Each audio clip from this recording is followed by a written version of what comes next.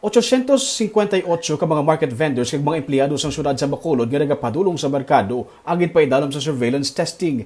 13 sa ila ang nagpositibo sa COVID-19. 12 taga Bacolod, isa naman taga Baguio City. Sunod sa kay Dr. Chris Rongon, ang Deputy for Medical sa Emergency Operations Center sa Bacolod, 1.5% lamang ini sang total number sa mga nagpaswab.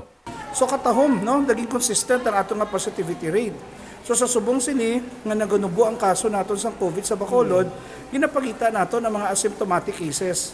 Di ng asymptomatic cases, madakpan ta na sila paagi sa surveillance testing nga ginobrata. Sunod sa Executive Director kag City Administrator sa Bacolod nga si M. Ang, sa piyak sa mass testing nga ginahimo sa syudad, padayon nga nangin manubo ang COVID-19 positive sa Bacolod. Gani nagapakita lamang ini nga under control na ang COVID cases. Ini sa piyak sa mga isyu nga ginahaboy batok sa LGU nga manubo ang numero sa COVID-19 positive sa Bacolod bangod wala sang may ginatest. Contrary to some people spreading fake news on social media, nga ang rason ko nung nga naganubo ang aton cases is because we are not testing.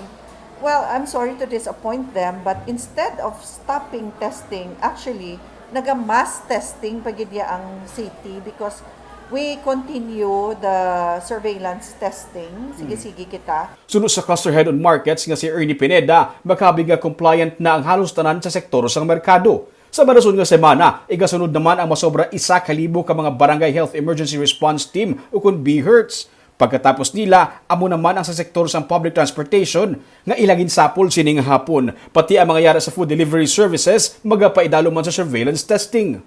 Tungod may mga direct contact na sila, damo nga tawo ang permi ang makomunikar nila.